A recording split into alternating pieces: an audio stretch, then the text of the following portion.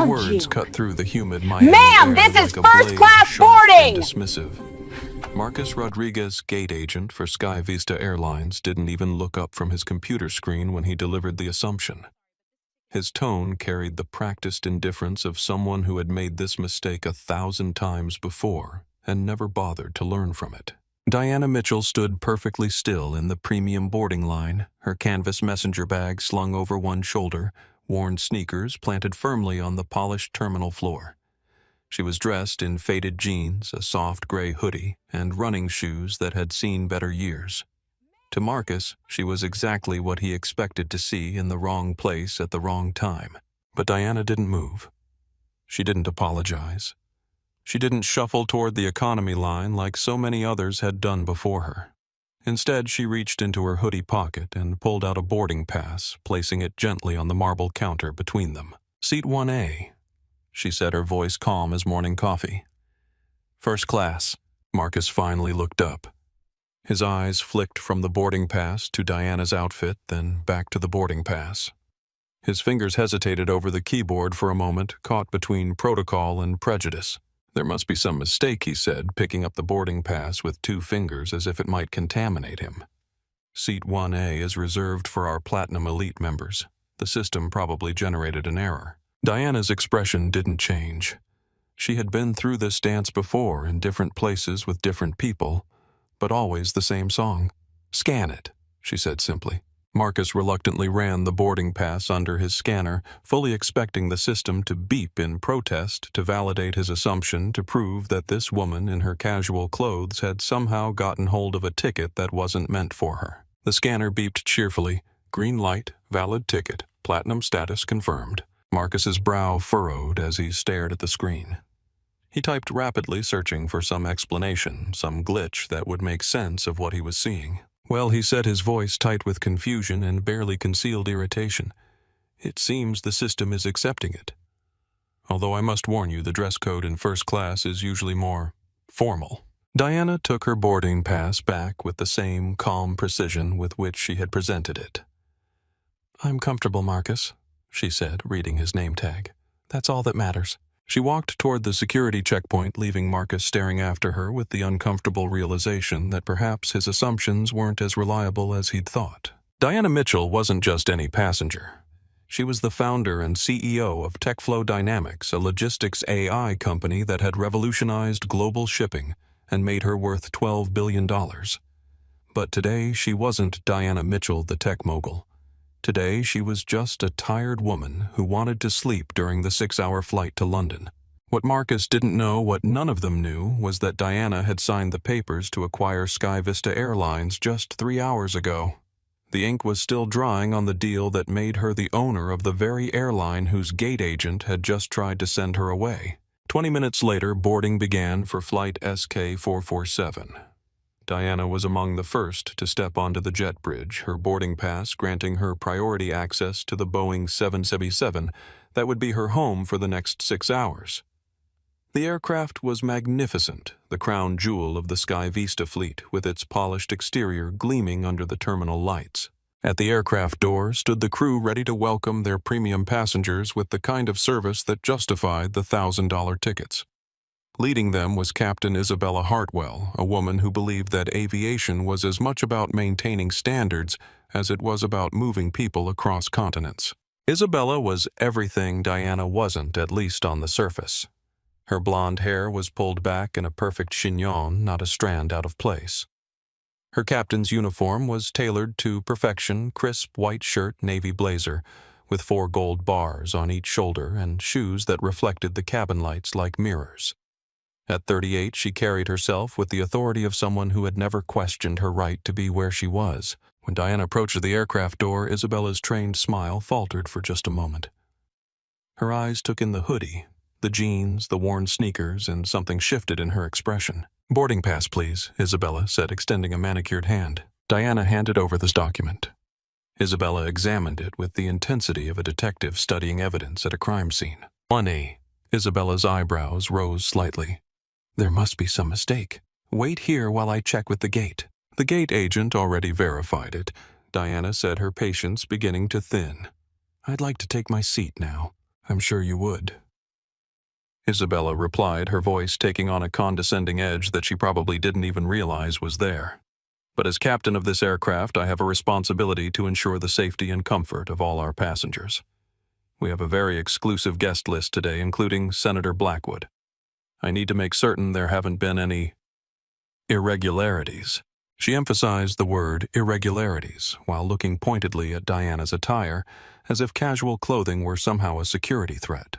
Diana felt the familiar weight of other passengers' eyes on her as they queued behind her on the jet bridge.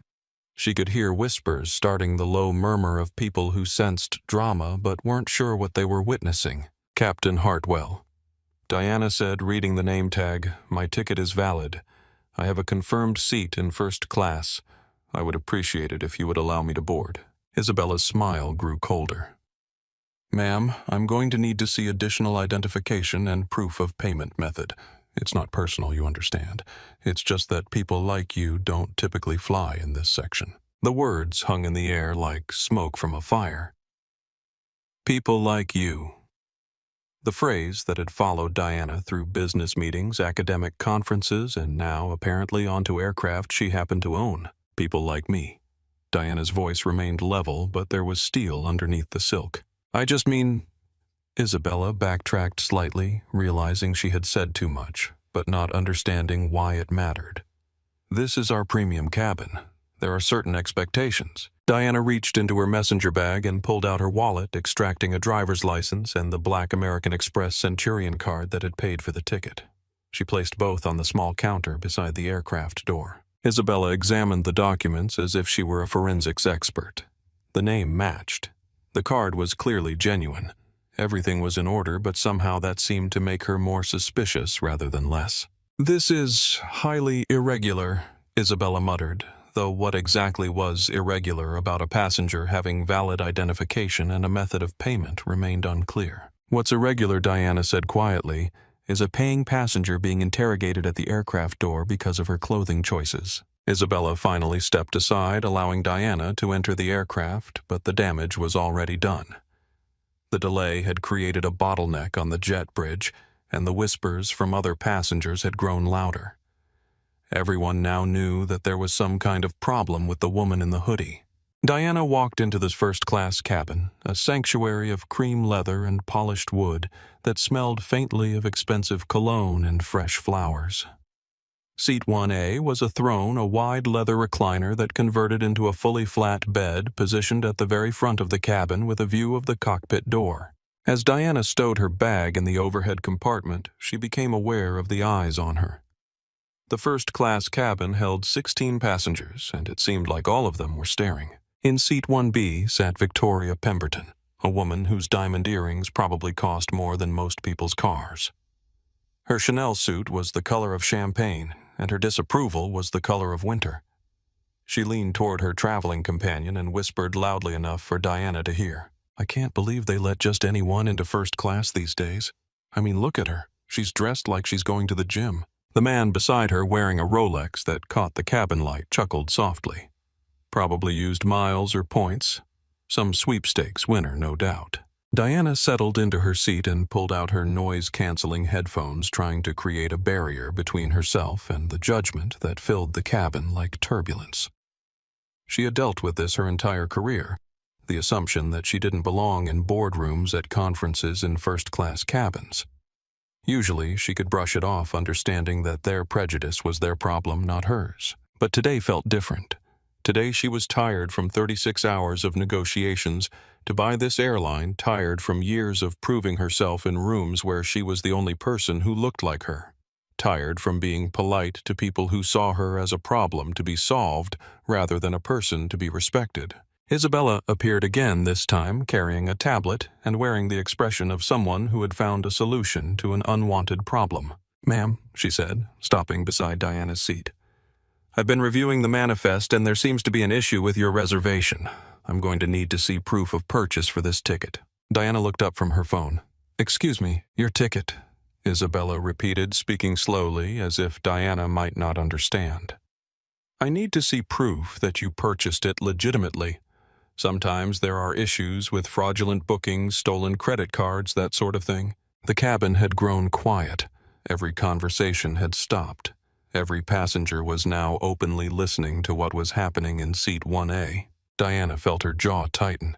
"Are you accusing me of fraud, Captain? I'm not accusing anyone of anything," Isabella said, her voice taking on the false sweetness of someone who knew exactly what they were doing.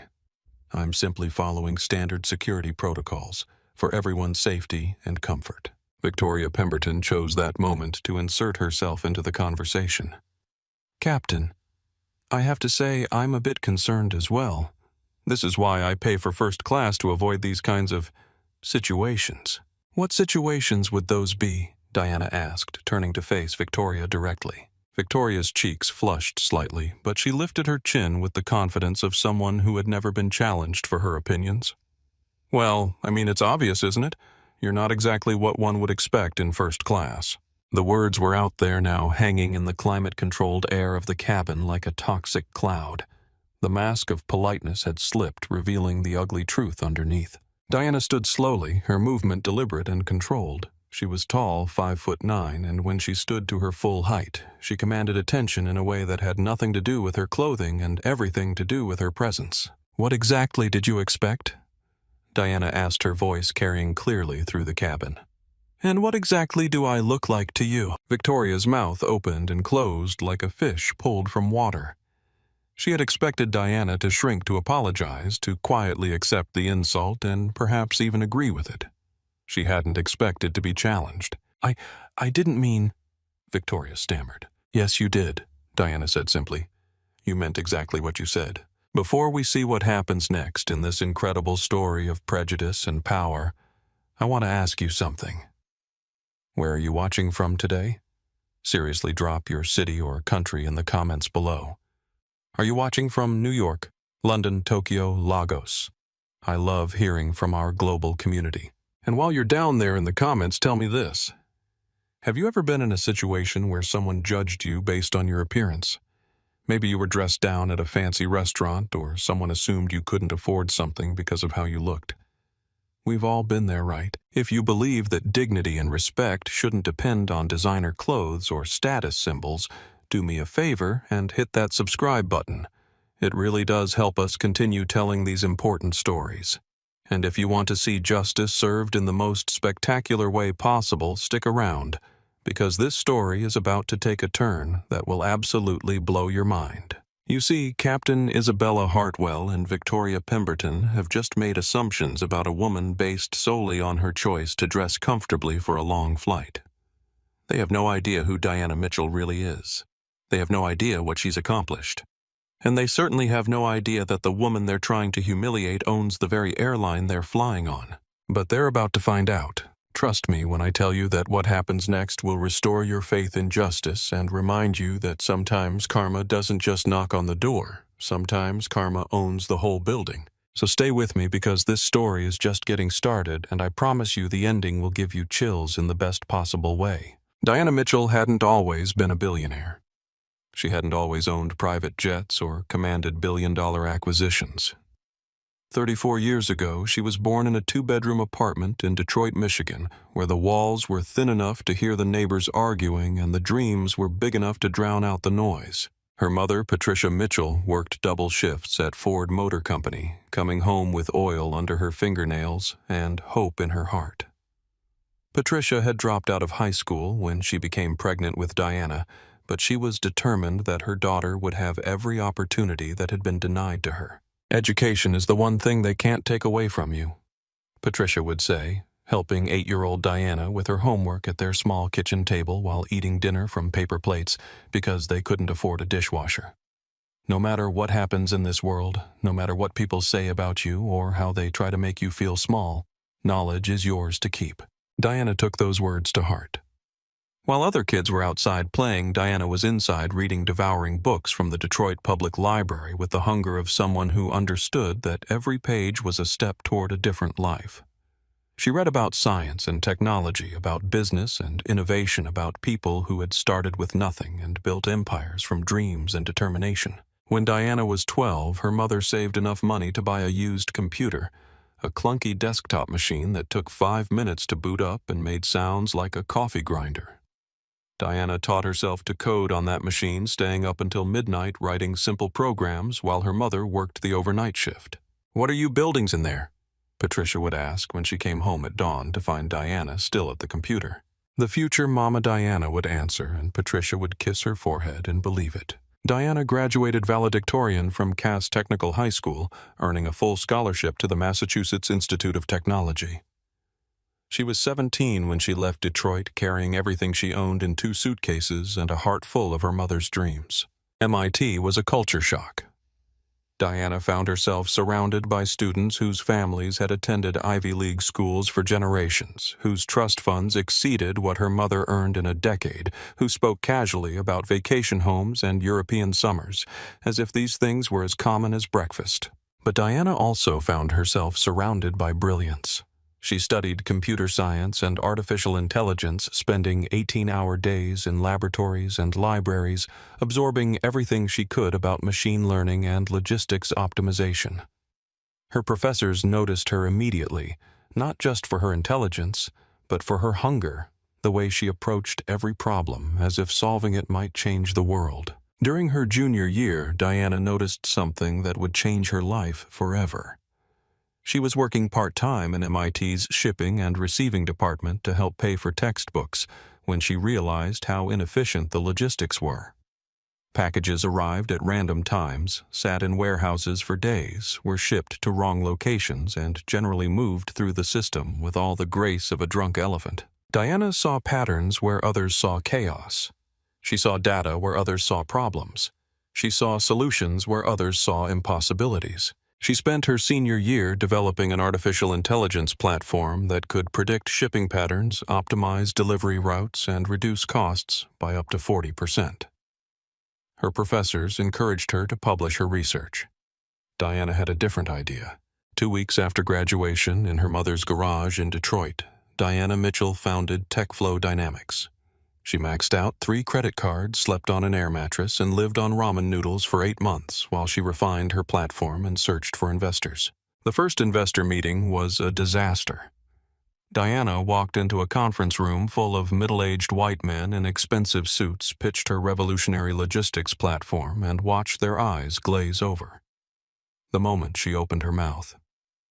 They asked her if she had any experience in business, if she understood the complexity of international shipping, if she was sure she wouldn't be happier working for someone else's company. Diana left that meeting with no money, but with absolute clarity about what she was facing. It wasn't enough to be brilliant. It wasn't enough to have the best product. She was going to have to be undeniable. The second investor meeting was at a coffee shop with Maria Santos, a Latina venture capitalist who had built her own firm after being passed over for partnerships at 3 different companies. Maria listened to Diana's pitch, asked tough questions about scalability and market penetration, and then wrote a check for $50,000. "I'm not investing in your algorithm," Maria told Diana as she signed the check. "I'm investing in your refusal to quit." That $50,000 became $5 million in Series A funding. $5 million became $50 million in Series B. $50 million became $500 million when Amazon licensed Diana's platform for their logistics network. By the time Diana was 30, TechFlow Dynamics was valued at $2 billion. By 35, it was worth $8 billion. Today, at 42, Diana Mitchell was worth $12 billion, owned homes on 3 continents, and employed over 15,000 people worldwide.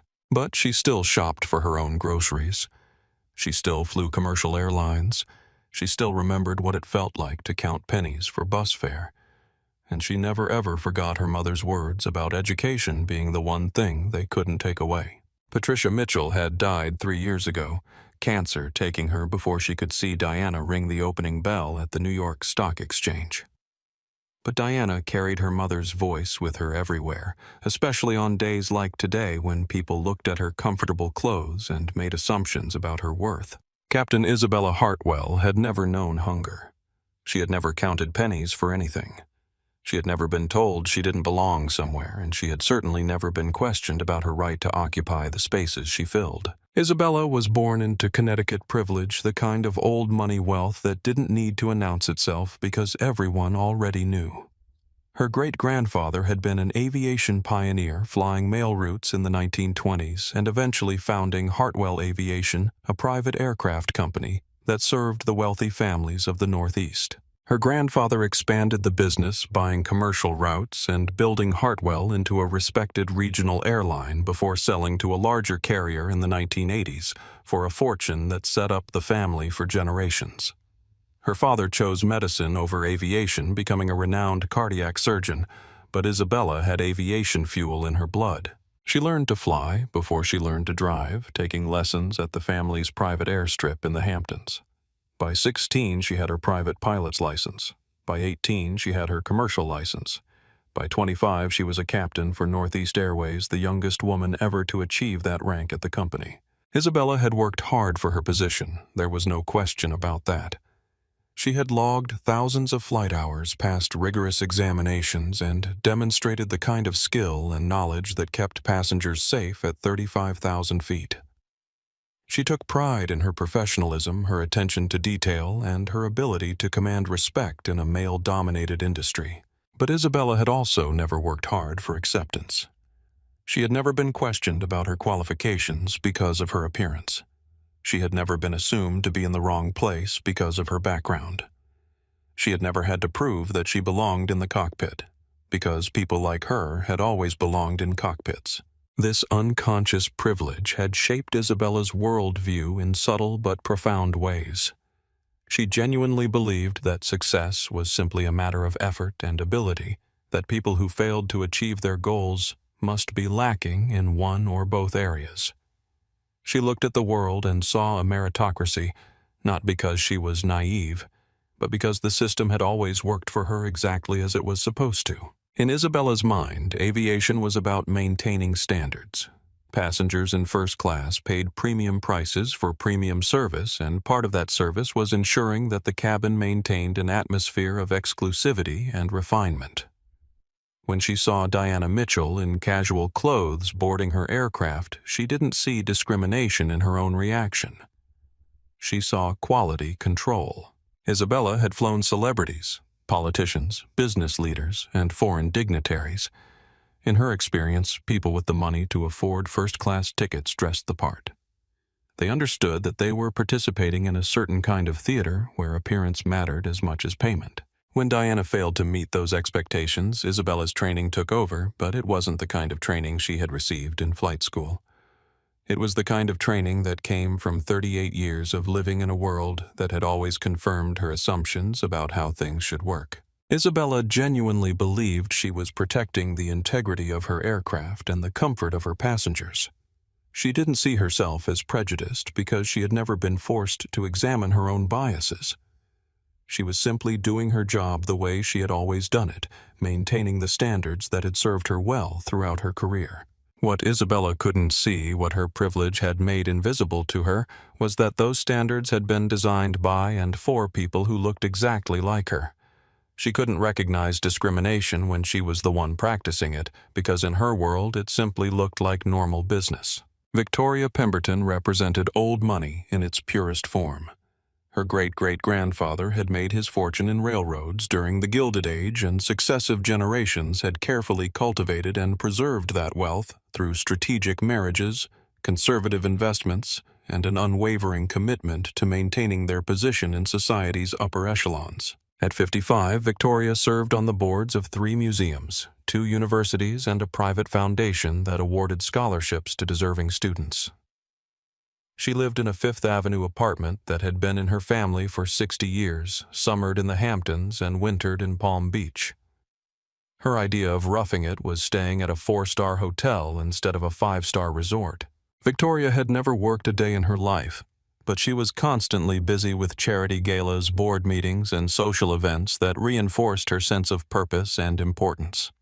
She genuinely believed that she contributed to society through her philanthropic efforts, and she saw herself as someone who used her privilege responsibly. But Victoria's generosity came with conditions.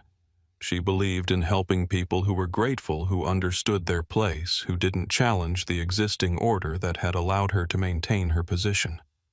When she encountered someone like Diana who refused to apologize for her appearance or defer to Victoria's assumptions, It threatened her entire worldview. Senator James Blackwood was a different kind of privileged. Where Victoria's wealth was inherited, James had built his fortune through a combination of political connections, strategic investments, and an uncanny ability to be on the right side of every major political shift for the past 3 decades. At 62, James had served in the Senate for 18 years, building a reputation as a moderate Republican who could work across the aisle when it served his interests. He was a frequent flyer, traveling constantly between his home state of Tennessee, Washington, D.C., and various international locations where American business interests needed cultivation. James expected special treatment wherever he went, not because he was inherently entitled, but because he had learned that demanding respect was often the fastest way to receive it. He had spent decades in environments where status mattered more than substance, where the right connections could open any door, where problems could be solved with a phone call to the right person. When James looked at Diana, he saw someone who was clearly out of place, and his instinct was to correct the situation in the most efficient way possible. It wasn't personal. It was simply the way his world worked. Sophia Martinez was everything the others were not. At 24, she was a senior at Florida International University, majoring in business administration, while working 2 part-time jobs to pay for her education. She had grown up in Miami's Little Havana, the daughter of Cuban immigrants who had sacrificed everything to give their children opportunities they had never had. Sophia understood discrimination in a way that Victoria and Isabella never could because she had lived it. She had been followed around stores by security guards, questioned about her ability to pay for items she was purchasing, and assumed to be someone's maid when she attended formal events in service positions to help pay for school. When Sophia saw what was happening to Diana, she recognized it immediately. She pulled out her phone not because she wanted to go viral, but because she understood that sometimes the only way to fight injustice was to make it visible. Michael Torres owned a small landscaping business in Coral Gables, built from a single truck and a willingness to work 16-hour days.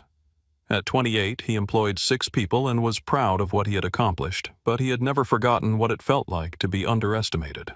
Michael was flying to London to meet with potential clients for a major commercial project, the kind of opportunity that could transform his business. He was wearing his best suit and carrying himself with the confidence of someone who belonged in first class, but he remembered when that wasn't the case.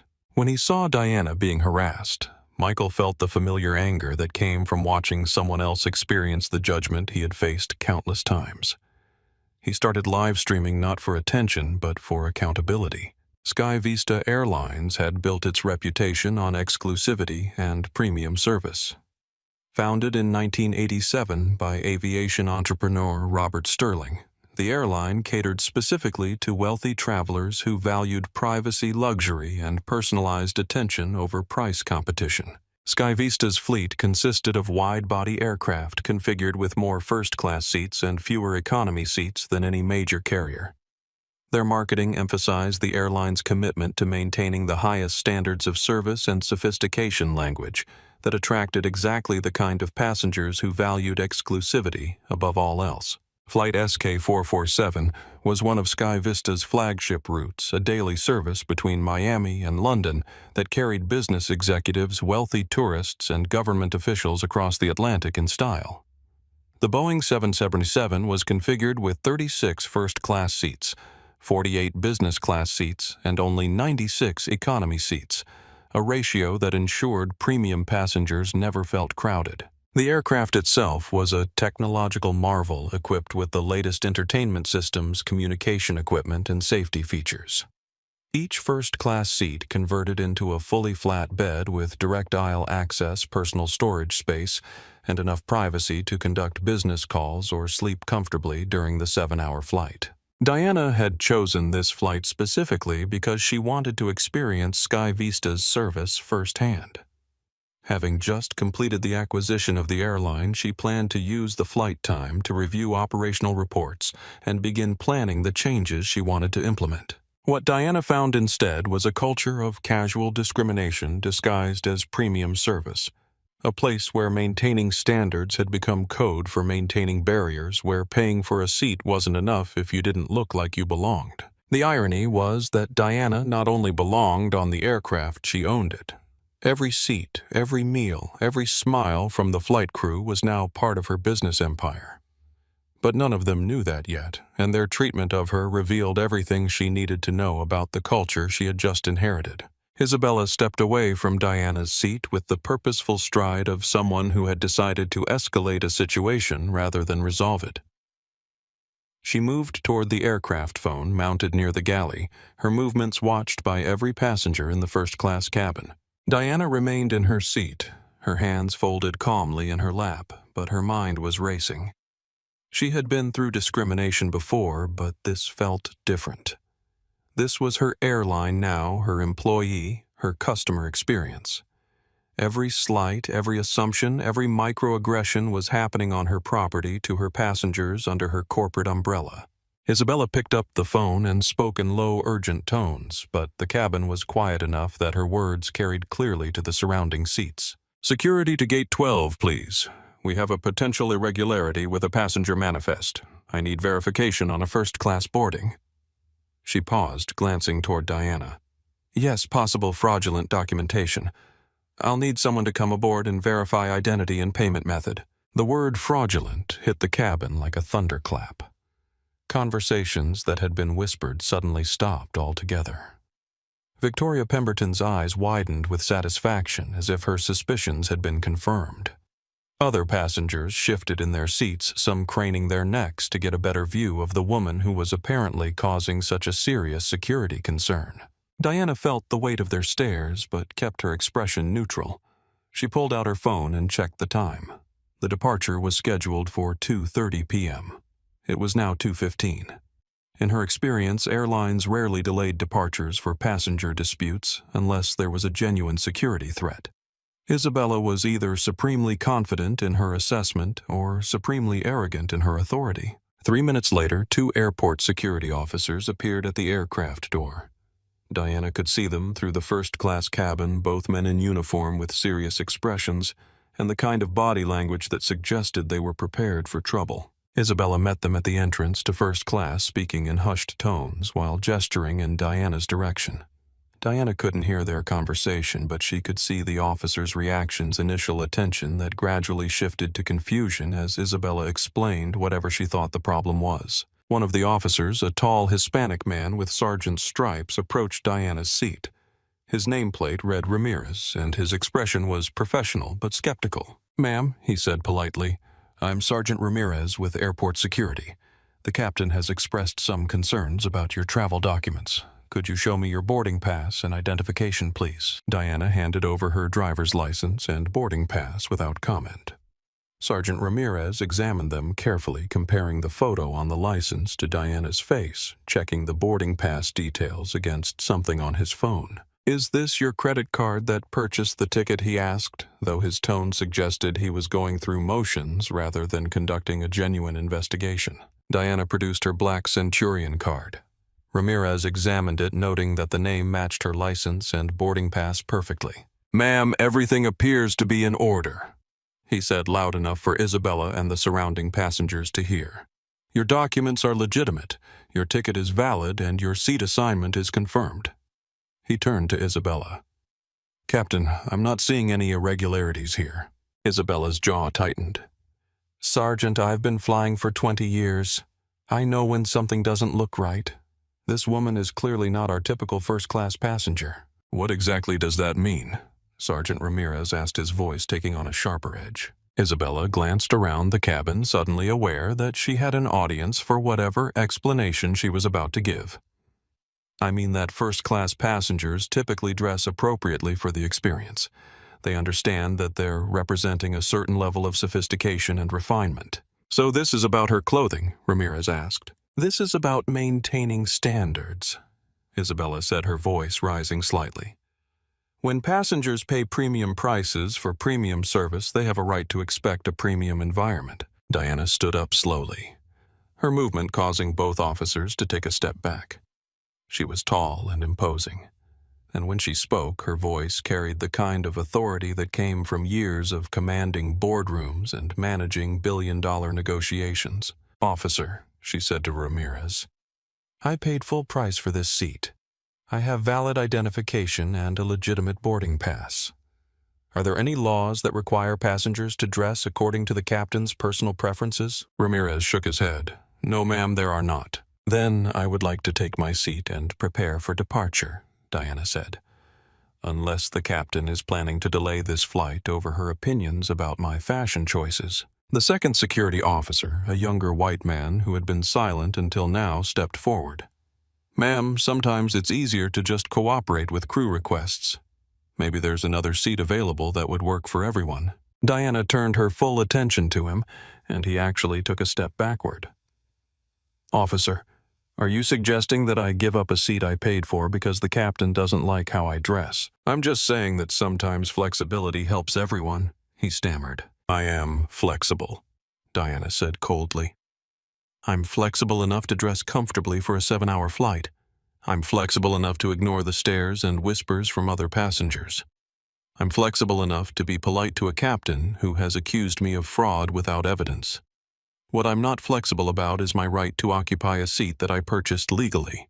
Sergeant Ramirez closed his notebook. Ma'am, you have every right to that seat.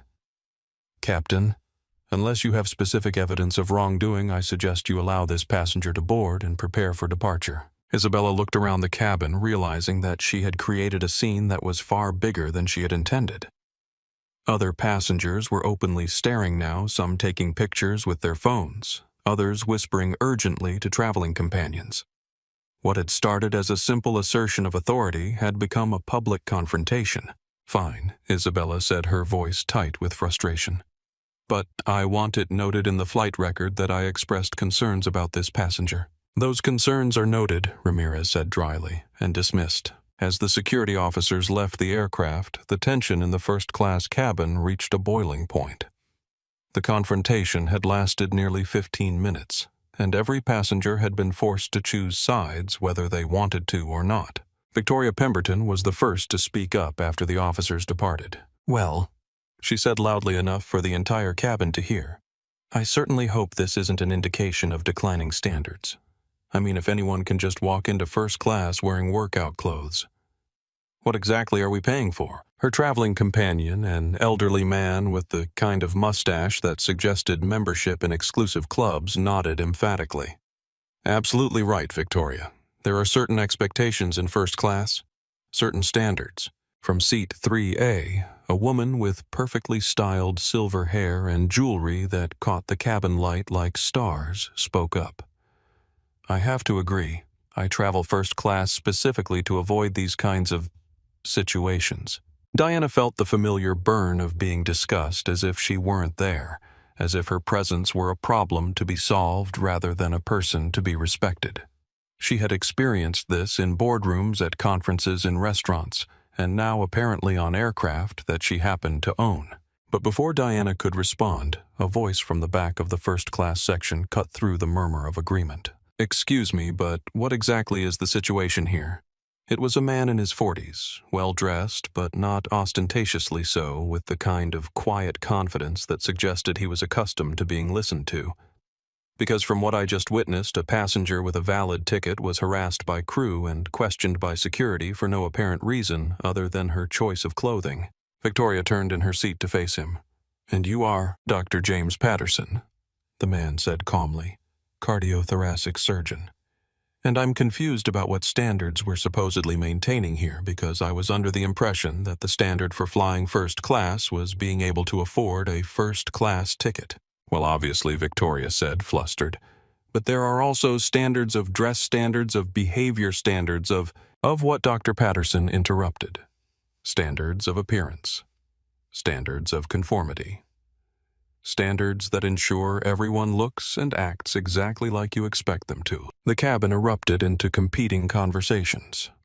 Some passengers clearly agreed with Victoria, muttering about declining standards and inappropriate behavior. Others seemed uncomfortable with the direction the discussion was taking, shifting in their seats and avoiding eye contact. A businessman in seat 5B, his expensive watch glinting as he gestured, decided to join Victoria's side of the argument. Look, I'm not trying to be discriminatory here, but when I pay $3,000 for a first-class seat, I expect a certain atmosphere. I expect to be surrounded by other people who understand what first class represents. And what does it represent? Diana asked, speaking for the first time since the security officers had left. The businessman looked directly at her, and she could see him calculating his response, trying to find words that would express his feelings without making him sound openly prejudiced. It represents success, he said finally. It represents achievement. It represents people who have worked hard and earned the right to premium accommodations. I see, Diana said. And you've determined that I haven't worked hard or achieved success based on what exactly? The businessman's mouth opened and closed, but no words came out. He had walked directly into the trap of his own assumptions, and he knew it. Victoria, however, was not finished. Darling, she said, her voice dripping with false sweetness, I think what everyone is trying to say is that first class has certain expectations. People dress appropriately. They behave appropriately. They understand that they're part of an exclusive experience. Exclusive to whom, Diana asked. To people who belong here, Victoria said, the mask slipping entirely. The words hung in the air like a toxic cloud. Victoria had said what everyone was thinking but had been afraid to articulate. The subtext had become text, and there was no taking it back. Dr. Patterson shook his head in disgust. Unbelievable, he muttered. Absolutely unbelievable. From the middle of the cabin, a woman with a slight accent spoke up. I am Dr. Priya Patel, and I am frankly appalled by what I am hearing. This woman has shown more grace and dignity in the past 15 minutes than the rest of you have shown in your entire conversation. But Victoria was undeterred. Look, I'm not racist, she said, apparently unaware of how those words always preceded something racist. I have friends who are black. I support diversity. But there's a difference between inclusion and just letting anyone go anywhere regardless of whether they fit in. Fit in how Dr. Patel pressed. Victoria looked around the cabin for support, but found most passengers now staring at their phones or out the windows, unwilling to be associated with the conversation she had started. You know what I mean? Victoria said weakly. No, Diana said, standing up again. I don't know what you mean. Why don't you explain it to all of us? Before Victoria could respond, the cabin door opened and Senator James Blackwood appeared, slightly out of breath and clearly agitated. He was followed by a young aide carrying his luggage and a flight attendant from the gate who was trying to manage what was obviously a last-minute boarding situation. Isabella immediately moved to greet the senator, her demeanor shifting from frustrated authority to deferential service in an instant. Senator Blackwood, she said, extending her hand. I'm Captain Hartwell. I'm so sorry about the delay.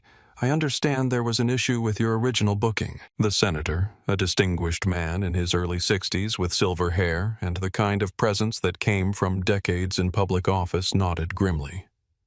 Complete disaster. My assistant booked me on United, but there was an equipment change and they downgraded me to business class. Business class.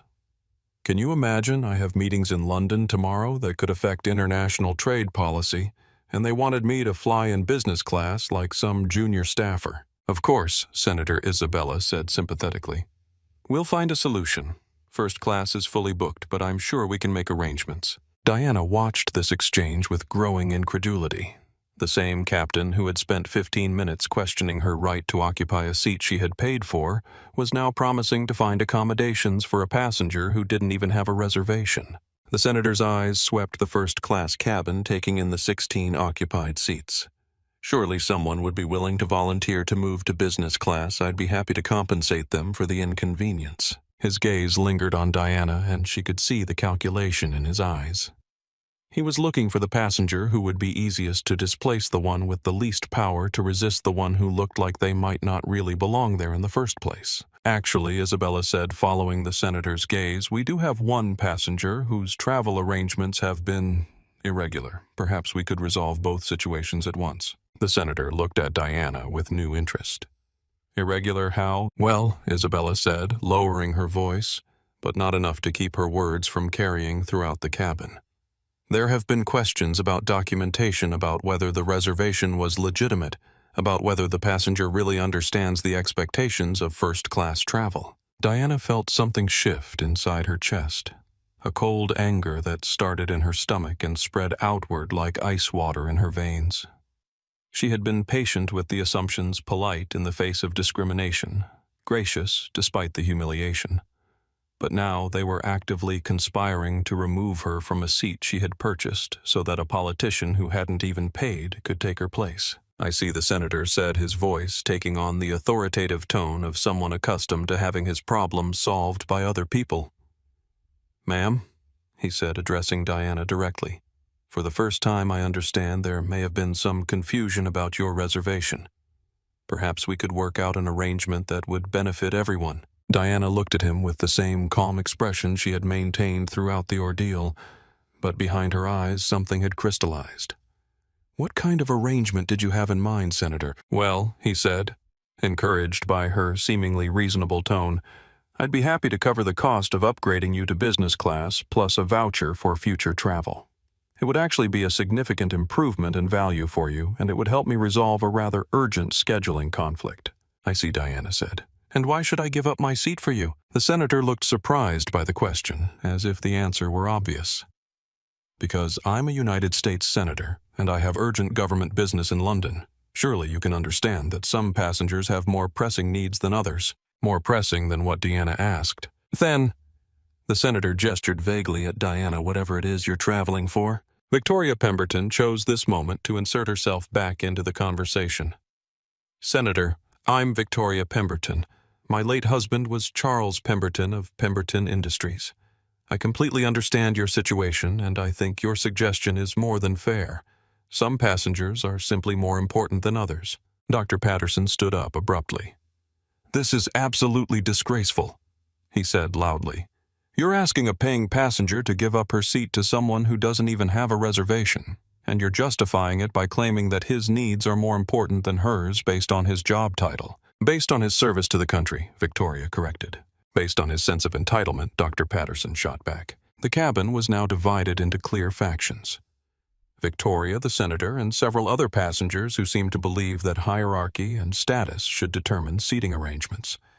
Dr. Patterson, Dr. Patel, and a handful of others who recognized discrimination when they saw it. And a large group in the middle who were trying to become invisible, hoping the confrontation would resolve itself without requiring them to take a position. Isabella looked at Diana expectantly as if the solution were obvious, and Diana was simply being stubborn by not accepting it. "Ma'am," Isabella said, "the senator has made a very generous offer. I really think it would be in everyone's best interest if you would consider it." Diana was quiet for a long moment, looking from Isabella to the senator to Victoria, taking in their expectant faces and confident postures. They were all so certain that she would eventually give in, that their combined authority and social pressure would convince her to accept their definition of her place. They had no idea that they were asking the owner of the airline to give up her seat to accommodate their prejudices. "No," Diana said simply. The word fell into the cabin like a stone into still water, creating ripples of shock and confusion. "I'm sorry," Isabella said. "I said no," Diana repeated.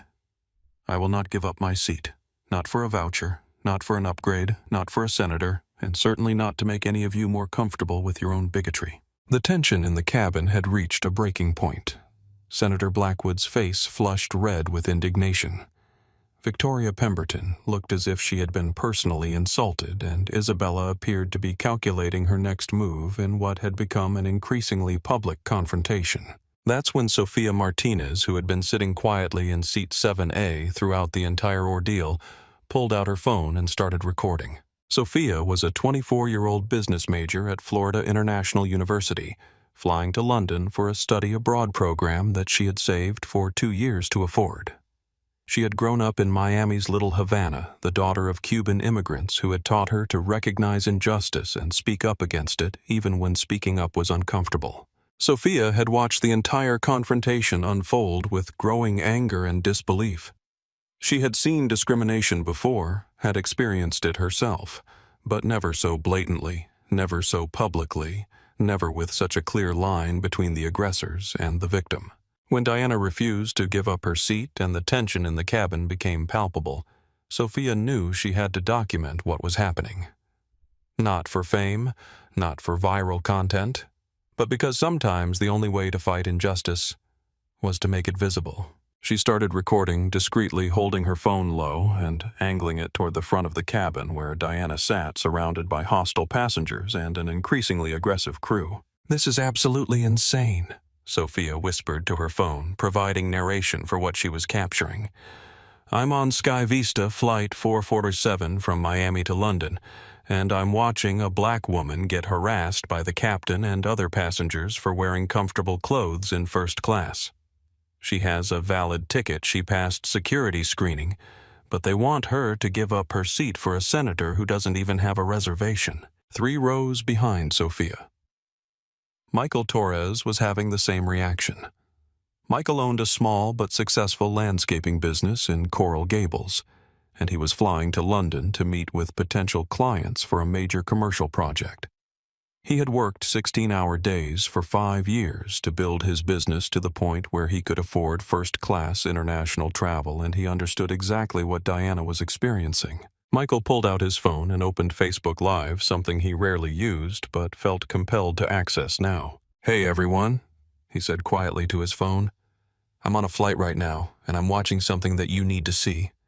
There's a woman here, a black woman, who bought a first-class ticket just like the rest of us. But the captain and some passengers are trying to get her to move because they don't think she belongs here." Michael's live stream immediately started attracting viewers.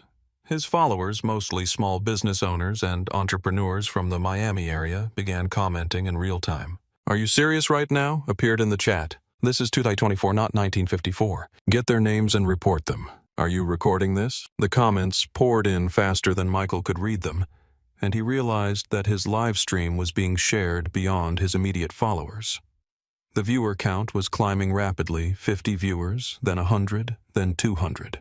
Meanwhile, Sophia's TikTok video was experiencing its own viral explosion.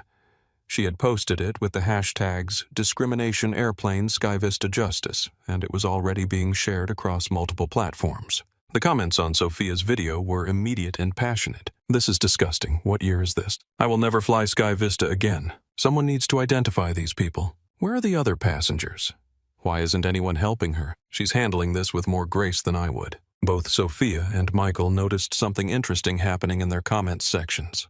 People were sharing their own stories of discrimination, their own experiences of being judged or excluded based on their appearance, their own moments of witnessing injustice and wondering whether they should speak up. Dr. Patterson, who had been one of the few passengers to defend Diana verbally, noticed the phones and the recording and felt a mix of relief and vindication. Finally, this appalling behavior was being documented. Finally, there would be consequences for the discrimination he was witnessing. Isabella noticed the recording too, but it only seemed to make her more defensive rather than more cautious. "Passengers are not allowed to record during boarding procedures," she announced loudly. "Please put your phones away immediately." Actually, Dr. Patterson said passengers are absolutely allowed to record in public spaces unless there are specific safety concerns. This is a public accommodation, and these passengers have every right to document what they're witnessing. Sophia looked up from her phone. "I'm recording because I'm watching discrimination happen in real time, and I think people need to see this." Michael nodded from his seat. "I'm live streaming because this woman deserves to have witnesses to what's being done to her." Isabella's jaw tightened. She was losing control of the situation, and she knew it. What had started as a simple assertion of authority had become a public relations disaster, and it was being broadcast live to hundreds of people on social media. The senator, meanwhile, was beginning to realize that his presence in this confrontation might not be politically wise. Perhaps he said diplomatically, "There's been a misunderstanding. Maybe I should just wait for the next flight." But it was too late for retreat. The damage was done, the lines were drawn, and the internet was watching. Sophia's video had been shared over 1,000 times in less than 10 minutes. Michael's live stream had attracted over 500 viewers and was climbing. Other passengers were now pulling out their phones, some to record the confrontation, others to share their own real-time updates on Twitter and Instagram.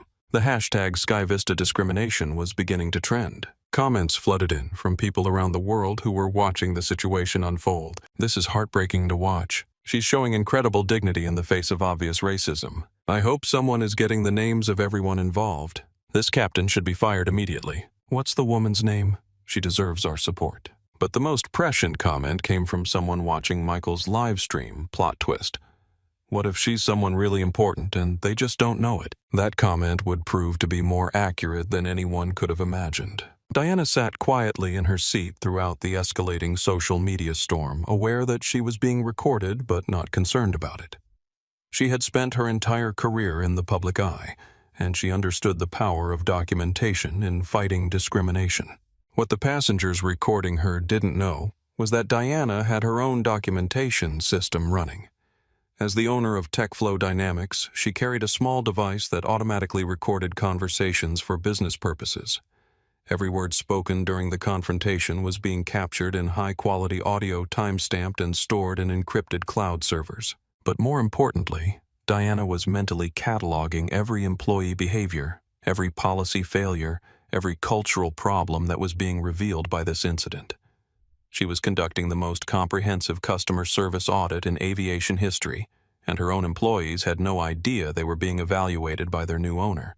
The irony was perfect.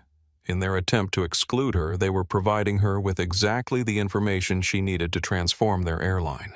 And transformation was coming whether they were ready for it or not. Sofia Martinez's TikTok video exploded across social media like wildfire in a drought. Within 15 minutes of posting, it had accumulated over 50,000 views and was being shared at a rate that made her phone buzz continuously with notifications. The video was raw and authentic in a way that resonated immediately with viewers. Sofia's whispered commentary captured the shock and disbelief of watching discrimination unfold in real time. This is actually happening right now. They're trying to make her give up her seat because she doesn't look like what they think a first-class passenger should look like. The comments section became a forum for people to share their own experiences with discrimination. This happened to me at a restaurant in Nashville. They seated the white couple who came in after me first. I was questioned about my credit card at Nordstrom last week. The card worked fine, but they still made me show 3 forms of ID. My mom was followed around Target by security for an hour. She was shopping for my birthday party. This is why I record everything when I travel now. The video was being shared across platforms. Instagram users were reposting it in their stories with fire and angry face emojis.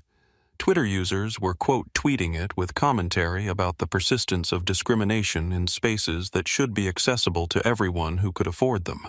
On LinkedIn, business professionals were sharing the video with discussions about corporate culture and customer service training. The conversation was spreading beyond social media into professional networks and industry groups. Meanwhile, Michael Torres's Facebook live stream was drawing an entirely different but equally engaged audience.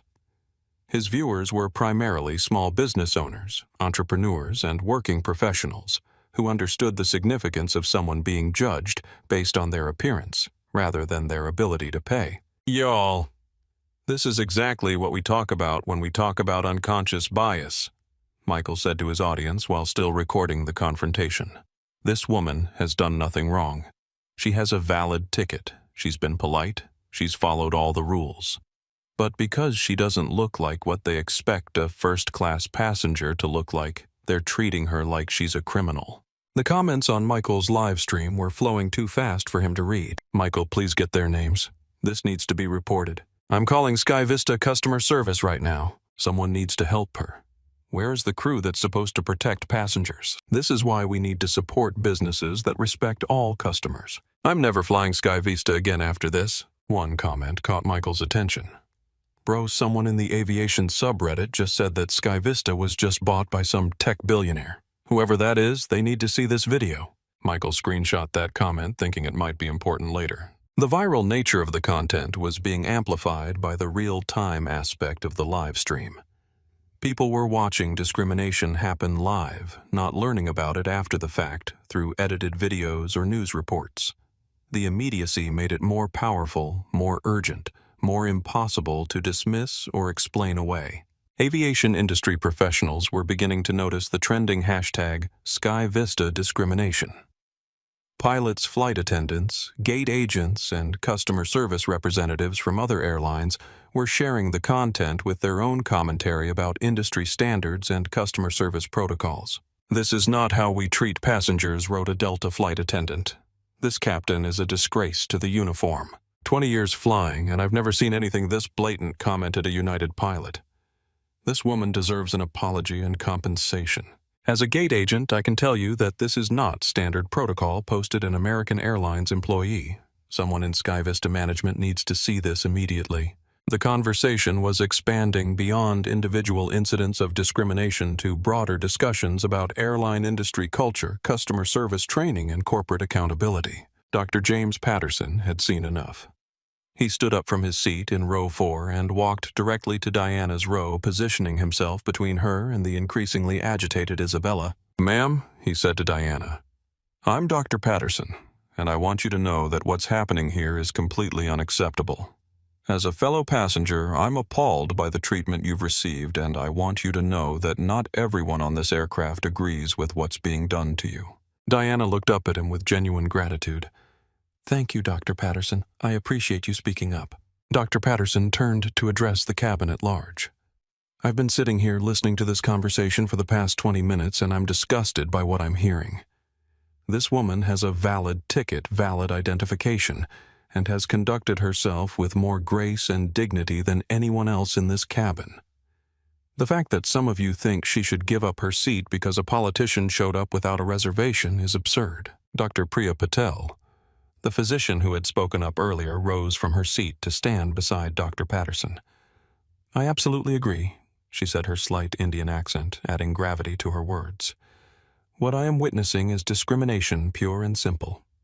This woman has done nothing wrong, and the fact that she is being asked to justify her presence here is shameful." A third passenger, a woman in her 30s who had been quiet throughout the ordeal, finally found her voice. "I'm Sarah Kim, and I'm a civil rights attorney," she said, standing up from seat 8A. "What's happening here is potentially illegal discrimination based on race and appearance. Every person in this cabin who is witnessing this has an obligation to speak up." The cabin was now physically divided, with some passengers standing in support of Diana, while others remained seated, either in agreement with the discrimination or too uncomfortable to take a position. Isabella was beginning to realize that she had lost control not just of the boarding process, but of the entire narrative. Half the cabin was now actively opposing her actions. Social media was documenting everything, and the situation was escalating beyond her ability to manage. "This is still my aircraft," Isabella announced loudly, "and I have the authority to make decisions about passenger safety and comfort." Safety from what Dr. Patterson challenged. Comfort for whom?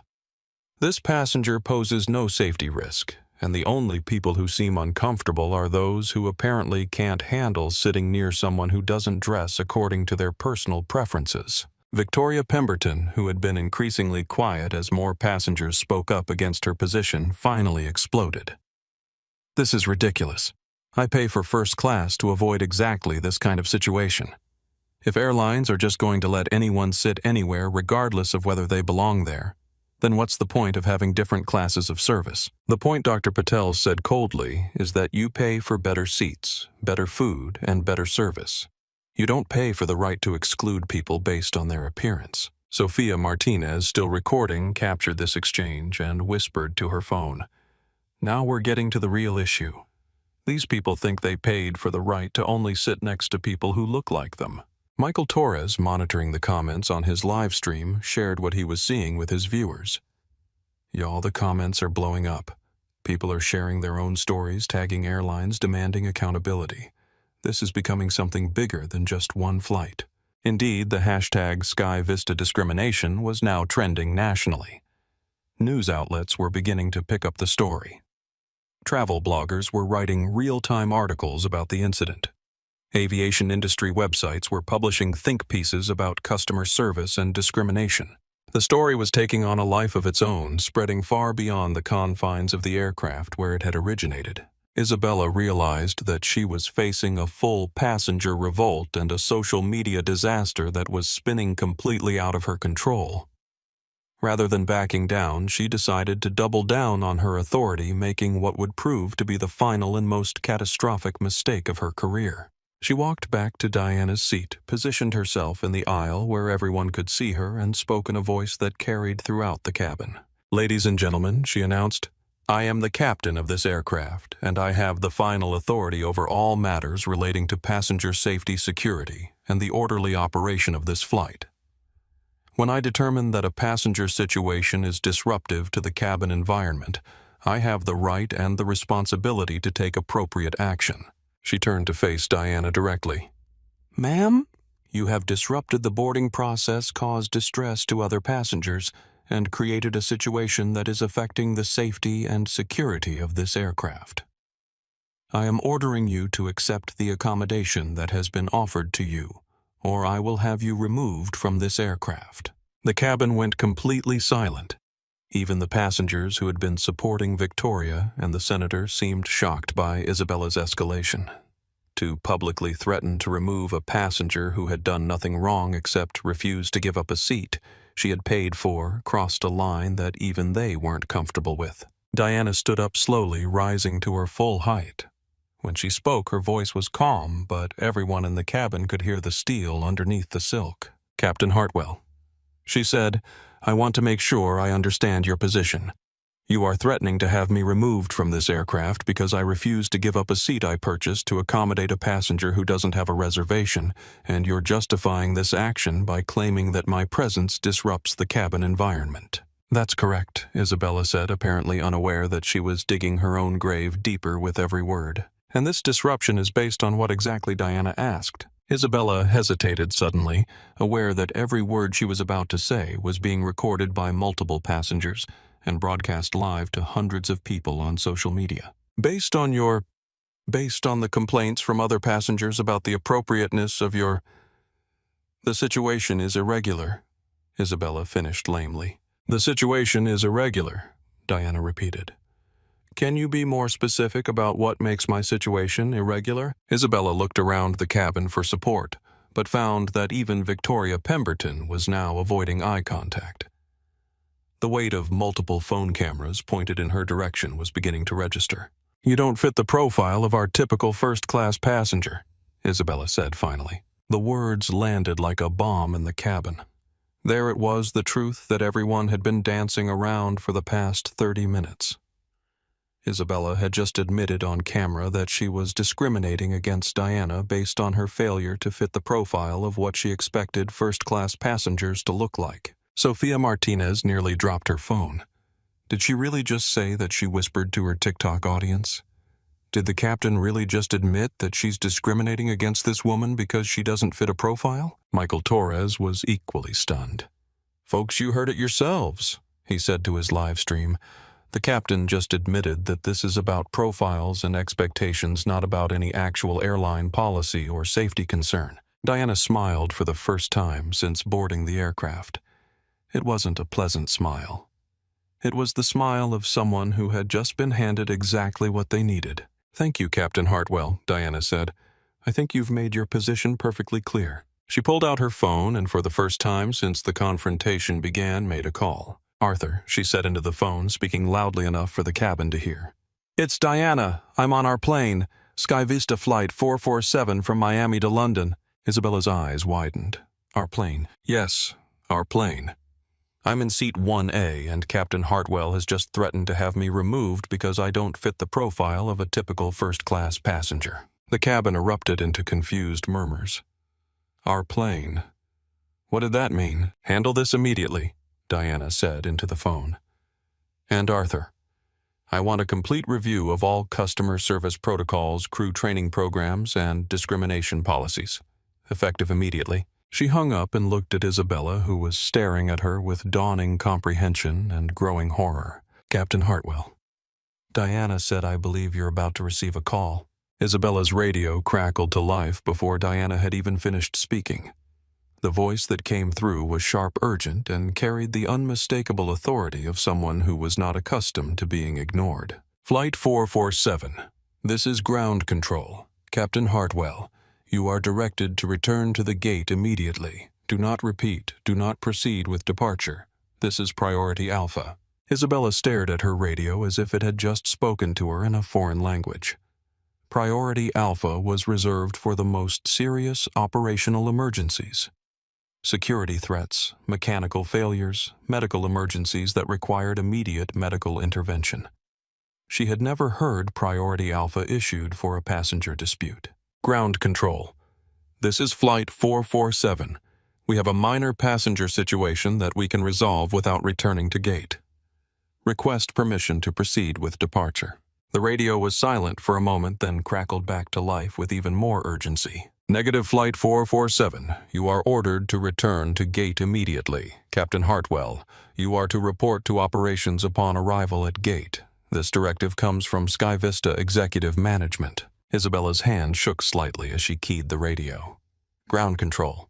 Can you clarify the nature of the operational issue? Another pause, then Captain Hartwell, new ownership has taken operational control of SkyVista Airlines as of this morning.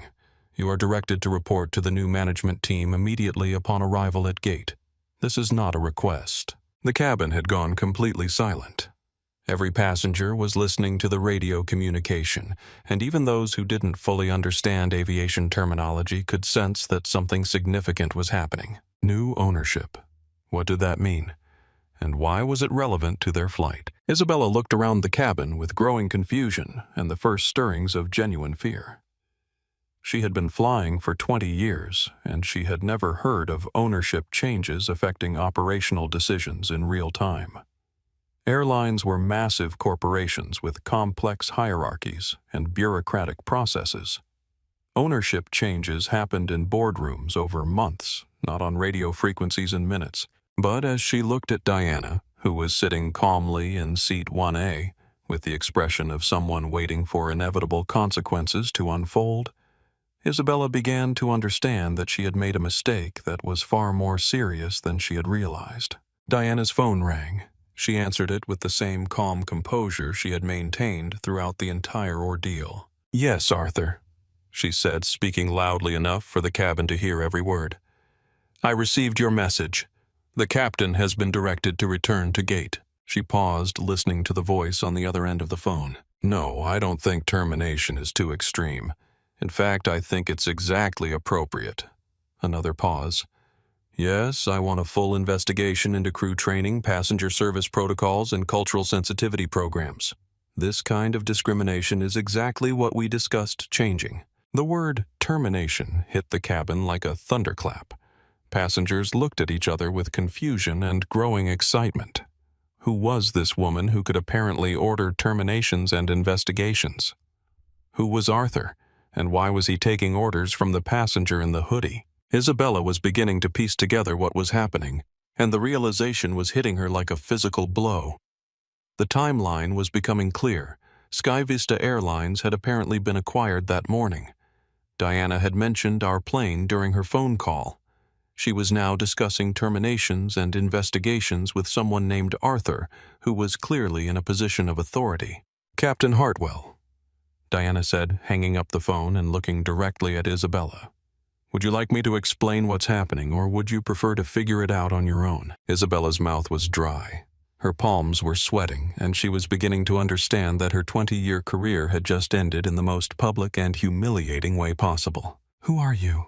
she asked, her voice barely above a whisper. Diana stood up, rising to her full height, and when she spoke, her voice carried the authority of someone who was accustomed to commanding billion-dollar enterprises and managing thousands of employees. Before Diana could answer Isabella's question, the aircraft's communication system came to life with a series of messages that made the magnitude of the situation crystal clear. "Flight 447, this is SkyVista Operations. Please stand by for executive communication." The radio crackled with static, then a new voice came through, professional, crisp, and unmistakably authoritative. "Captain Hartwell, this is Arthur Pennyworth, Chief Operating Officer of TechFlow Dynamics and Acting CEO of SkyVista Airlines. You are speaking to Ms. Diana Mitchell, founder and CEO of TechFlow Dynamics, and as of this morning, owner of SkyVista Airlines." The cabin erupted into gasps, shocked murmurs, and the sound of passengers frantically typing on their phones. Some people were Googling Diana's name in real time, others were sharing updates on social media, and a few were simply staring at her with the stunned expression of people watching impossible things happen in real time. Arthur's voice continued through the radio. "Ms. Mitchell is conducting an operational assessment of customer service protocols on her first flight as airline owner. Your treatment of Ms. Mitchell and your comments regarding passenger profiles are being reviewed for immediate disciplinary action." Isabella felt the blood drain from her face. She was looking at Diana Mitchell, billionaire, entrepreneur, tech industry pioneer, and now her boss, the woman she had just threatened to throw off an aircraft she owned. Furthermore, Arthur's voice continued. All crew members on Flight 447 are suspended pending investigation into discriminatory practices and customer service failures. First Officer Richards, you are directed to assume command of the aircraft and return to gate immediately. First Officer David Richards, who had been in the cockpit throughout the entire ordeal, appeared at the cockpit door with the expression of someone trying to process impossible information. He looked from Isabella to Diana, then back to Isabella. "Captain," he said quietly, "I need to take command of the aircraft." Isabella's legs felt weak. She was watching her career end in real time in front of a cabin full of passengers while being broadcast live on social media to thousands of viewers. But the radio wasn't finished. "Attention passengers of Flight 447. This is Arthur Pennyworth, speaking on behalf of Sky Vista Airlines. We sincerely apologize for the delay and for the unacceptable treatment witnessed during boarding. Every passenger on this flight will receive full compensation for this experience, and we are implementing immediate changes to ensure this never happens again." Sophia Martinez was recording frantically, whispering updates to her TikTok audience. "You guys, this is insane. The woman they were trying to kick off the plane owns the airline. She literally owns the plane they were trying to throw her off of." Michael Torres was equally stunned, sharing the revelation with his Facebook Live audience plot twist of the century, y'all. The billionaire tech CEO just revealed herself and she owns the airline.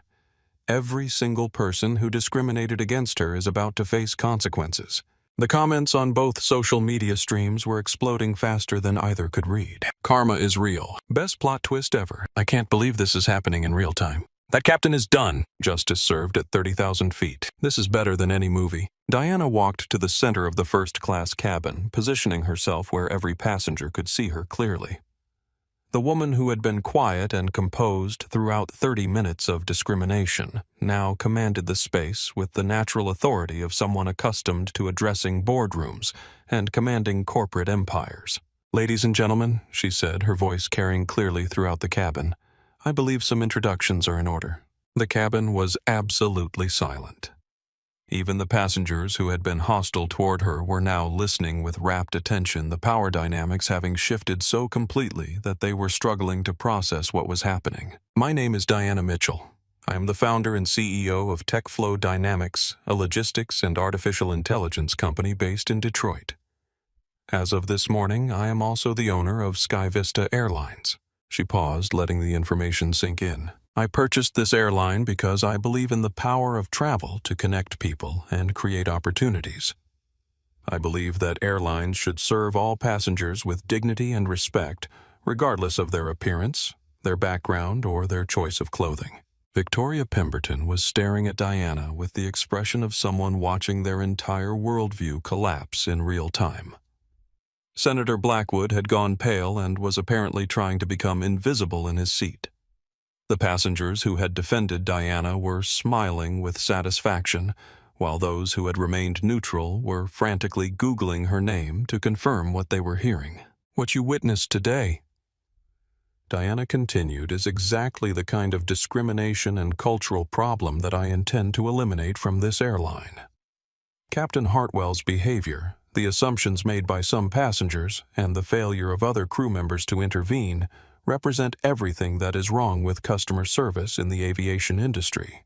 She turned to look directly at Isabella, who was standing near the cockpit door looking like she wanted to disappear into the aircraft structure. "Captain Hartwell, you threatened to remove a paying passenger from her seat because she didn't fit the profile of what you expected a first-class passenger to look like. You admitted on camera that your actions were based on discriminatory profiling. You collaborated with other passengers to try to pressure me into giving up my seat to accommodate someone who didn't even have a reservation." Isabella opened her mouth to speak, but no words came out. "You did all of this," Diana continued, "while representing an airline that I now own. Your behavior today has shown me exactly what needs to change about this company's culture." She turned to address the cabin as a whole. "To the passengers who supported discrimination today, I want you to understand something. Dignity is not determined by designer clothing. Worth is not measured by appearance. Character is not defined by conformity to your expectations. Dr. Patterson started clapping, followed immediately by Dr. Patel, Sophia Martinez, Michael Torres, and several other passengers. The applause built throughout the cabin until even some of the passengers who had remained silent were joining in. Diana raised her hand to quiet the applause. To those of you who spoke up against what you witnessed, thank you. You demonstrated the kind of courage and character that makes travel better for everyone. Sophia Martinez, still recording, was crying as she whispered to her phone, "This is the most beautiful thing I've ever seen."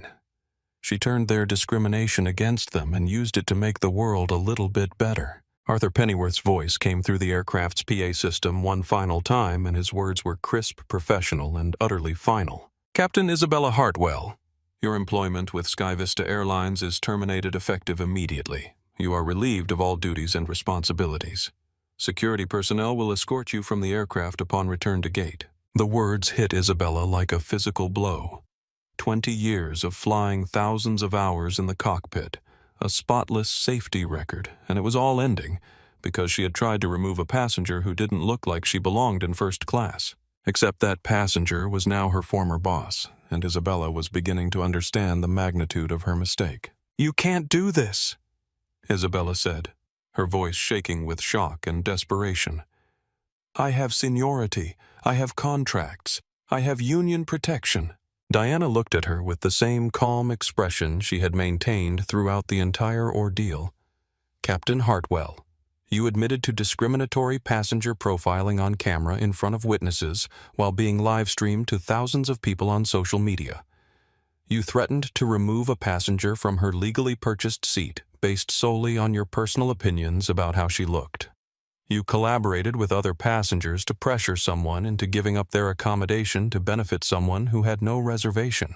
She paused, letting each point sink in. Any one of those actions would be grounds for termination. Together, they represent a pattern of behavior that is not only unacceptable but potentially illegal. Your union contract doesn't protect discrimination. First Officer David Richards, who had been standing quietly near the cockpit door, stepped forward. "Captain Hartwell, I need you to turn over your flight documentation and remove your personal items from the cockpit." Isabella looked around the cabin, desperately searching for some support, some sympathy, some indication that other people understood how unfair this was. But she found only uncomfortable stares, disappointed headshakes, and the satisfied expressions of passengers who had watched her dig her own grave with every discriminatory comment. "This is a misunderstanding," Isabella said, her voice becoming more desperate. "I was just trying to maintain standards. I was trying to ensure that our premium passengers had the experience they paid for." "What standards?" Diana asked. "What specific written policy requires first-class passengers to dress according to your personal preferences? What training manual teaches crew members to profile passengers based on their appearance? What company protocol allows captains to threaten paying customers with removal because they don't fit the profile?" Isabella's mouth opened and closed, but no answer came out. Because there was no answer. There was no policy, no training manual, no protocol that supported her behavior. What she had done was based entirely on prejudice disguised as professionalism. "The standards you were maintaining," Diana continued, "were your own biases and assumptions. Those are not airline standards. Those are personal prejudices, and they have no place in customer service." Airport security appeared at the aircraft door, clearly having been summoned by Arthur's communications. 2 officers, both professional and courteous, approached Isabella with the kind of respectful authority reserved for situations that needed to be handled carefully. "Ma'am, one of the officers said we need you to gather your personal belongings and come with us. This is administrative, not criminal, but you need to leave the aircraft immediately." Isabella looked at Diana one last time, and for a moment it seemed like she might apologize, might acknowledge the harm she had caused, might show some recognition of how wrong she had been. Instead, she said, "You'll regret this. This airline has standards, and without people like me to maintain them, you'll see what happens to your precious customer experience." Diana shook her head sadly. "Captain Hartwell, even now you don't understand what you've done wrong. That's exactly why this termination is necessary." Isabella was escorted off the aircraft to a smattering of applause from passengers who had witnessed her discriminatory behavior from beginning to end. Senator James Blackwood realized that he was in a precarious position. As a public official, his presence during a discrimination incident that was being broadcast live on social media could become a significant political liability. But as someone who had actively participated in trying to pressure Diana to give up her seat, he was also potentially complicit in the discrimination. The senator stood up and attempted to take control of the narrative. "Ms. Mitchell," he said, his voice taking on the authoritative tone he used during committee hearings, "I appreciate that you're upset about your treatment, but I think you should be aware that airlines are regulated entities, and precipitous actions like firing employees without due process could result in federal investigations." Diana turned to face him with the expression of someone who was not impressed by political posturing. "Senator Blackwood," she said, "are you threatening me? I'm simply informing you that there are proper procedures for handling employment disputes, especially in regulated industries like aviation. Actions taken in anger often result in legal complications." Diana smiled, and it was not a pleasant expression. "Senator, let me share some information that might help you understand your position. I own a logistics company that handles shipping contracts for several government agencies. My personal worth is approximately $12 billion, which means I employ more people in your home state than most major corporations. I donate to educational institutions, fund technology research, and support economic development initiatives that create jobs and drive innovation." She paused, allowing the implications to sink in. "I also have recordings of you pressuring me to give up my legally purchased seat to accommodate your lack of planning. I have video evidence of you collaborating with crew members to discriminate against a paying passenger. And I have all of this recorded and witnessed during an incident that is currently trending on social media." The senator's face had gone pale as Diana spoke, the political implications becoming clearer with each word. "So, Senator, if you would like to pursue a federal investigation into my business practices, I invite you to do so. But you should be aware that such an investigation would necessarily include a review of your own conduct during this incident, and I'm confident that the video evidence will be very illuminating for your constituents." Senator Blackwood sat down heavily, realizing that he had just made the second worst decision of the day. The worst decision belonged to Isabella, but his was a close second. Furthermore, Diana continued, "You boarded this aircraft without a valid reservation, attempted to pressure another passenger into giving up their seat for your convenience, and participated in what is now clearly documented discrimination. As the owner of this airline, I have the authority to deny you transportation on any future flights, which I am now exercising." The senator looked around the cabin desperately but found no support.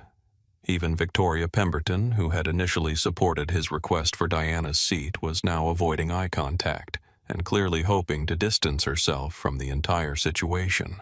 "This is outrageous," the senator spluttered. "I am a United States senator. You cannot ban me from air travel." "I cannot ban you from all air travel," Diana corrected, "but I can absolutely ban you from my airline. And given that your behavior today was caught on camera and broadcast live to thousands of people, I suspect other airlines may also have concerns about your conduct." Sophia Martinez, still recording, whispered to her TikTok audience, "The senator just got destroyed. This woman is taking down everyone who discriminated against her." Michael Torres was equally amazed, telling his Facebook Live audience, "Y'all, this is the definition of consequences. Everyone who participated in this discrimination is facing immediate accountability." The cabin erupted into applause as the magnitude of what they had witnessed began to sink in. This wasn't just a story about discrimination and consequence. It was a story about justice being served in real time with dignity and precision. Dr. Patterson was the first to approach Diana. "Ms. Mitchell," he said, "I want to apologize on behalf of the passengers who remained silent during your ordeal. What you experienced was unacceptable, and what you've done in response is remarkable." Diana shook his hand warmly. "Dr. Patterson, you didn't remain silent. You spoke up when speaking up was difficult, and that took courage. Thank you for your support." Dr. Priya Patel joined them. "Ms. Mitchell, as someone who has experienced similar discrimination, I want to thank you for not just standing up for yourself, but for using this moment to create lasting change. What you've done today will make travel better for countless people who come after you." Sophia Martinez approached cautiously, still holding her phone. "Ms. Mitchell, I'm Sophia Martinez. I'm the one who recorded the video that's going viral. I want you to know that I didn't record it for fame or attention.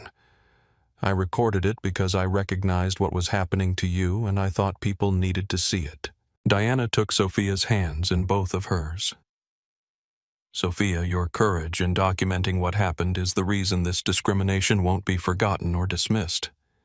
Your video has created accountability, and accountability is the first step toward change.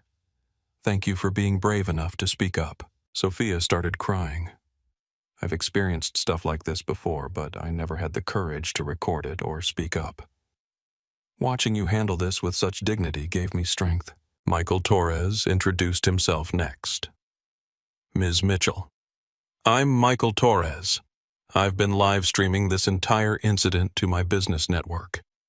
I want you to know that your response has inspired a lot of people who have faced similar discrimination, but never had the power to fight back effectively. Michael Diana said power isn't about money or position. Power is about refusing to accept being treated as less than you are. You had that power before you knew who I was, and your decision to document what happened proves that you're willing to use it to help others. Even some of the passengers who had initially supported the discrimination against Diana were now approaching to apologize. Ms. Mitchell said the businessman from seat 5B, I owe you an apology. I made assumptions about you based on your appearance, and I was wrong.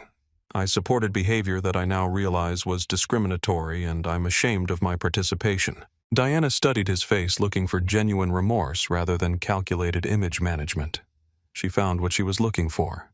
Apology accepted, she said. But I hope you'll remember this feeling the next time you see someone being discriminated against. Being a bystander to discrimination makes you complicit in it. Victoria Pemberton was the last to approach, and her apology was the most difficult to deliver and receive. Ms. Mitchell, she said, her voice shaking with what appeared to be genuine emotion. I was wrong. I said things that were inappropriate and hurtful. I made assumptions about you that were based on prejudice, and I participated in behavior that was discriminatory. I'm sorry. Diana looked at Victoria for a long moment. This woman represented everything Diana had faced throughout her career. The assumption that success should look a certain way, that worthiness was determined by appearance, that some people naturally belonged in exclusive spaces while others did not. Mrs. Pemberton. Diana said finally, Your apology means something because I believe you understand that what you did was wrong. But apologies are only the beginning. The question is, what will you do differently when you encounter this situation again? I don't know, Victoria said honestly, but I hope I'll remember how wrong I was today. Then something good will come from this, Diana said. Diana moved to the front of the first-class cabin and activated the aircraft's PA system. Her voice carried throughout the plane, reaching every passenger in first class, business class, and economy. Ladies and gentlemen, this is Diana Mitchell, your new airline owner. I want to address what happened during boarding today and share with you the changes that will be implemented immediately across all SkyVista operations. The aircraft was silent except for the hum of the air conditioning and the distant sounds of ground equipment outside. What you witnessed today was discrimination disguised as customer service. A paying passenger was harassed, questioned, and threatened with removal, not because of any airline policy, but because she didn't meet someone's personal expectations about what a first-class passenger should look like. Diana paused, allowing her words to resonate throughout the cabin. This ends today, effective immediately. SkyVista Airlines is implementing a zero-tolerance policy for discrimination of any kind. No passenger will ever again be questioned about their worthiness to occupy a seat they have purchased legally.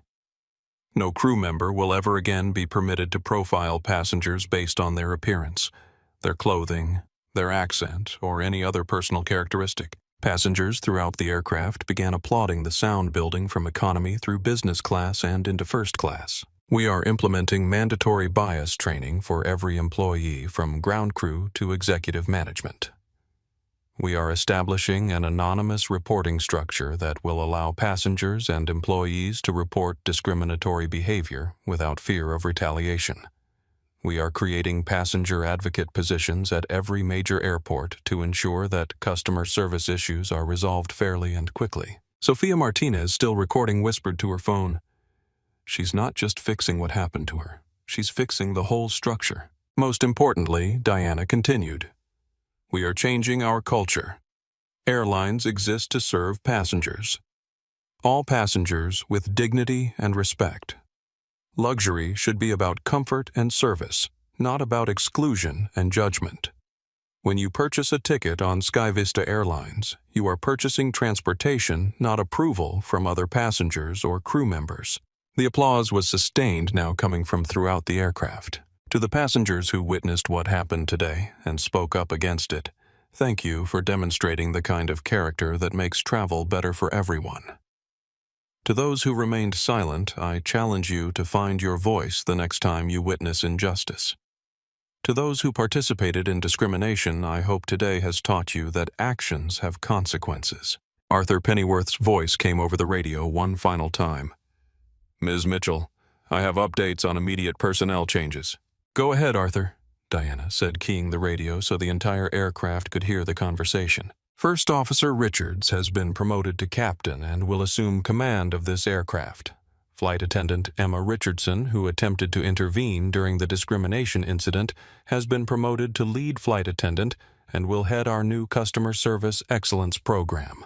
Emma Richardson, who had quietly tried to help Diana during the boarding process, stood up from her position in the galley. She was crying as passengers throughout the aircraft applauded her promotion.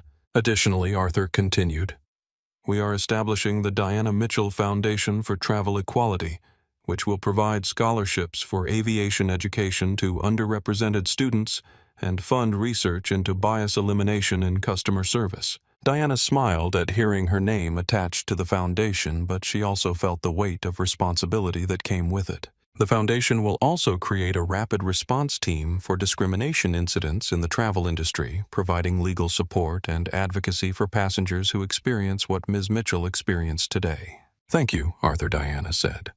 "Please also announce that every passenger on today's flight will receive a full refund of their ticket price, a voucher for future travel, and lifetime platinum status on SkyVista Airlines." The aircraft erupted into cheers and applause. Furthermore, Diana added, Mr. Michael Torres and Ms. Sophia Martinez, who documented today's incident, will serve as advisors to our customer service reform initiative.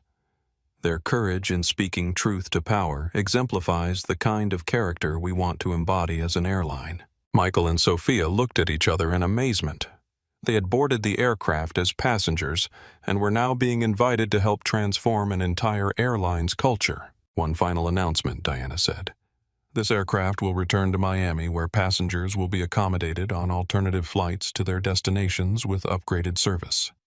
Today's experience will not define your travel, but it will define our commitment to ensuring it never happens again." As the aircraft prepared to return to the gate, Diana walked through the cabin, speaking personally with passengers who had been affected by the day's events. She stopped first at Sophia Martinez's seat. "Sophia, I want to thank you again for your courage. Your decision to document what happened created the accountability that made justice possible." Sophia was still crying, overwhelmed by the magnitude of what had transpired. "Ms. Mitchell, I just want you to know that watching you handle this situation has changed how I think about standing up for myself and others. You didn't get angry, you didn't become defensive, you just remained dignified and let the truth speak for itself," Sophia, Diana said, sitting down in the empty seat next to her. "Dignity is a choice we make, not a privilege we earn. Every time someone tries to make you feel small, remember that your worth isn't determined by their opinions. You have the power to stand up for yourself and others, regardless of who they are or how much money they have." She moved on to Michael Torres, who was still processing the invitation to join her advisory committee. "Michael, your live stream didn't just document discrimination, it created community. People watching your broadcast felt connected to what was happening and compelled to speak up about their own experiences. That's the power of authentic communication." "Ms. Mitchell," Michael said, "I own a small business, and I've faced discrimination from potential clients who made assumptions about me based on my appearance or my accent. Watching you turn this situation into something positive gives me hope that individual actions can create broader change." "Individual actions are the only thing that ever creates broader change," Diana replied. Structures don't change themselves. People change them one conversation, one decision, one act of courage at a time. Diana spent a few minutes with Dr. Patterson and Dr. Patel, thanking them for their willingness to speak up when speaking up was difficult. "The two of you demonstrated something important today," she told them. "You proved that being a bystander to discrimination is a choice, not an inevitability. People often say they don't speak up because they don't know what to say or they're afraid of making things worse. But you showed that simply bearing witness and naming what you see is powerful." Finally, Diana approached the passengers who had initially participated in or supported the discrimination against her. "I want you to know," she said to the group that included Victoria Pemberton and several others, "that I don't think you are bad people. I think you are people who acted on unconscious biases that our society has taught you to believe are normal or acceptable." Victoria looked up at her with genuine remorse. "Ms. Mitchell, how do we make sure we never do this again?" "By remembering this feeling," Diana said simply. "By remembering the shame of realizing you participated in someone else's humiliation. By committing to notice when your assumptions about people are based on their appearance rather than their character. By choosing to speak up the next time you see someone being treated unfairly." She paused, looking around at all of them. "And by recognizing that diversity isn't about tolerance. It's about recognizing that our differences make us stronger, not weaker. When airlines serve passengers from all backgrounds with equal dignity, everyone benefits. When companies hire and promote based on ability rather than appearance, everyone benefits. When we choose inclusion over exclusion, everyone benefits." As the aircraft pulled up to the gate, Diana made one final announcement over the PA structure. "Ladies and gentlemen, what happened today was painful, but it was also necessary. Sometimes change requires discomfort. Sometimes progress requires confrontation. Sometimes justice requires that hidden biases be exposed to light. I didn't board this aircraft today planning to buy an airline or fire a captain or transform a company culture. I boarded this aircraft as a tired woman who wanted to sleep during a long flight. But when discrimination reveals itself, we have a choice. We can ignore it or we can address it. Today we addressed it. Today we chose justice over comfort, truth over politeness, and dignity over discrimination. Today we proved that change is possible when people are willing to stand up for what's right." The aircraft came to a stop at the gate and passengers began to applaud one final time. But this applause was different. It wasn't just appreciation for entertainment or admiration for power. It was recognition that they had witnessed something transformative, something that would ripple outward far beyond this single flight. Diana Mitchell had boarded the aircraft as a passenger and revealed herself as an owner. But more importantly, she had transformed a moment of discrimination into a catalyst for change, proving that dignity and grace could be more powerful than anger and retaliation. As passengers began to depart, Sophia Martinez stopped Diana one last time. "Ms. Mitchell," she said, "I have one question. When they first started discriminating against you, did you know you were going to reveal who you were?" Diana smiled. "Sophia, I knew exactly who I was from the moment I boarded this aircraft. The question was whether they were going to give me a reason to let them know." And with that, Diana Mitchell walked off the aircraft she owned, leaving behind a crew that would never again assume they knew anything about a passenger based on appearance, and passengers who would never again remain silent when they witnessed discrimination. Sometimes justice doesn't just knock on the door. Sometimes justice owns the building. If this story moved you, if it reminded you of your own experiences with discrimination, or inspired you to speak up when you witness injustice, I want to hear from you. Drop a comment below and tell me about a time when someone judged you based on your appearance, or when you found the courage to stand up for what's right. Your stories matter, your voice matters, and your willingness to speak truth to power, just like Sophia and Michael did on that flight, can create change in ways you might never imagine. Hit that like button if you believe everyone deserves to be treated with dignity and respect, regardless of how they dress or what they look like.